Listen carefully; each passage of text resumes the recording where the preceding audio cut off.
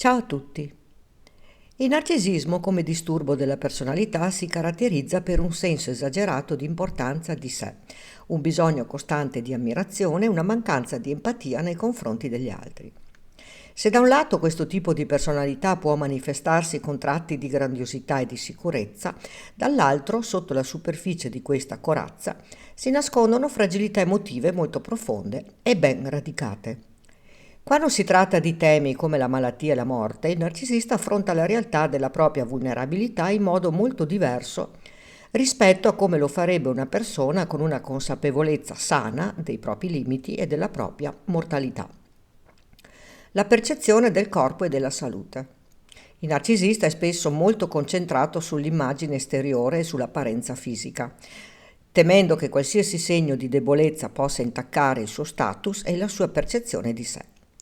La malattia quindi viene vissuta come una minaccia non solo per la salute ma anche per l'identità stessa. La percezione di sé come perfetto e invulnerabile è alla base del suo comportamento quotidiano e qualsiasi alterazione di questa visione viene vissuta con resistenza. Esempio pratico.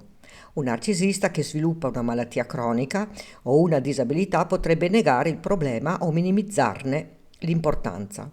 Potrebbe anche rifiutare i trattamenti o le cure, non per una reale convinzione che non ne abbia bisogno, ma perché temerebbe che l'assistenza medica possa ridurre la sua indipendenza o farlo sembrare vulnerabile agli occhi degli altri. In alcuni casi si potrebbero anche trovare comportamenti di ricerca ossessiva di soluzioni estetiche, come interventi chirurgici o trattamenti cosmetici, per mascherare qualsiasi segno di invecchiamento o di malattia. La paura della morte, la minaccia alla superiorità. Per un narcisista la morte rappresenta l'annullamento definitivo del suo senso di grandiosità. Se l'individuo narcisista non può mai essere davvero invisibile, la morte è la più grande minaccia al suo status di immortale. La morte porta via la sua visibilità, la sua capacità di essere al centro dell'attenzione, la sua eterna esistenza nell'immaginario collettivo. La consapevolezza della propria mortalità diventa quindi un tabù doloroso e difficile da affrontare. Esempio pratico. Un narcisista potrebbe diventare eccessivamente ossessionato con l'idea di lasciare un'eredità che lo mantenga vivo anche dopo la sua morte. Questo potrebbe manifestarsi in una preoccupazione smodata per l'immagine pubblica, un desiderio di scrivere libri, creare opere d'arte o investire in progetti che lo renderanno indimenticabile. D'altra parte, potrebbe anche negare l'idea di morte, cercando di allontanare ogni pensiero che possa farlo sentire vulnerabile o inadeguato. Il narcisista potrebbe, in alcuni casi, reagire con rabbia se il tema della morte viene sollevato in qualche discussione, ritenendo che parlarne significa affrontare la propria insicurezza. L'evangelizzazione del sé, manipolazione emotiva in caso di malattia. Quando il narcisista si trova ad affrontare una malattia grave o una condizione che lo costringe a fare i conti con i propri limiti, spesso tenta di manipolare il contesto emotivo per centrare l'attenzione su di sé. La malattia diventa un altro strumento per ottenere l'ammirazione e la gratificazione che sente di meritare. Non si tratta tanto di voler ricevere aiuto, quanto di suscitare una reazione che alimenti il suo ego. Esempio pratico.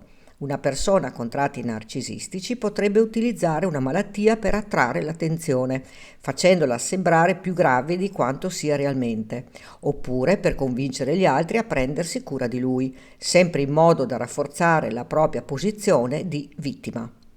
Potrebbe anche cercare approvazione e compassione da amici, da familiari o da colleghi, sollecitando un comportamento che evidenzi la sua superiorità nell'affrontare la difficoltà.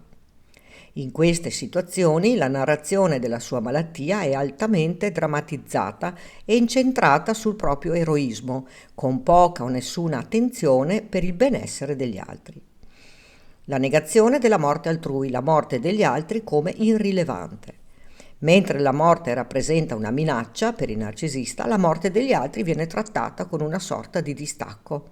Se il narcisista non è in grado di esercitare il controllo o di essere al centro dell'attenzione, l'esperienza della morte altrui non ha lo stesso peso emotivo.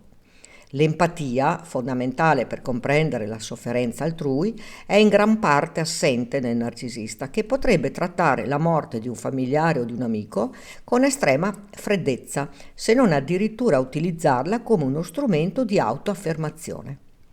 Esempio pratico. La morte di un genitore, di un amico o di un collega potrebbe non scatenare una risposta emotiva autentica, ma piuttosto una riflessione su come questa morte influenzi la percezione degli altri su di sé. Il narcisista potrebbe essere più preoccupato di come la morte influenzerà la sua immagine sociale, piuttosto che essere sinceramente addolorato per la perdita.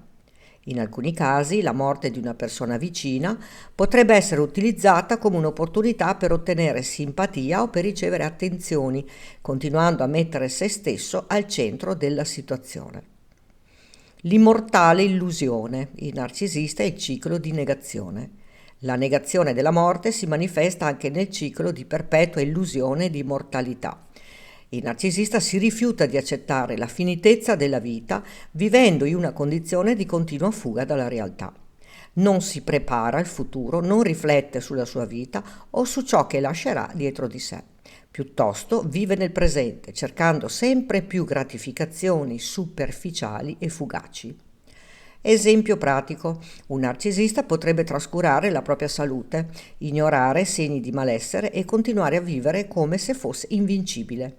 Quando gli altri gli fanno notare i rischi per la salute o la necessità di rallentare, la sua reazione potrebbe essere di deridere o respingere i consigli, ritenendo che la sua forza interiore e la sua importanza lo rendano immune alle leggi naturali della vita e della morte. In sintesi, affrontare la malattia e la morte è un percorso complesso per chiunque, ma per il narcisista è una sfida che mette in discussione la sua identità costruita su fondamenta fragili.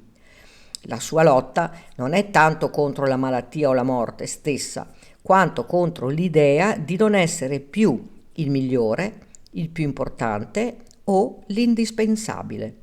La morte, per lui, non è solo una fine fisica, ma una minaccia esistenziale che mette in discussione la sua eternità nella mente degli altri. La consapevolezza della propria mortalità può rivelarsi un passo cruciale per chiunque affronti il narcisismo, un'opportunità per esplorare la vulnerabilità e la bellezza dell'esistenza umana al di là dell'apparenza e della perfezione. Ma ecco alcuni pensieri che un narcisista potrebbe avere riguardo alla malattia e alla morte, tenendo presente la sua visione del mondo centrata su se stesso e sulla sua percezione di invulnerabilità. Pensieri sulla malattia. La malattia non mi riguarda, sono troppo forte per ammalarmi. Se mi ammalo, deve essere qualcosa di temporaneo, non posso permettermi di essere visto come vulnerabile. Chi ha bisogno di cure? Io posso superare tutto da solo. Non posso permettere a nessuno di vedere che sono malato. La gente deve vedermi sempre al meglio. Gli altri sono troppo sensibili, non capiscono cosa significa essere veramente forti come me. Pensieri sulla morte. La morte non è per me, sono troppo importante per morire. Se dovessi morire, voglio che tutti lo sappiano. La mia morte deve essere un evento memorabile.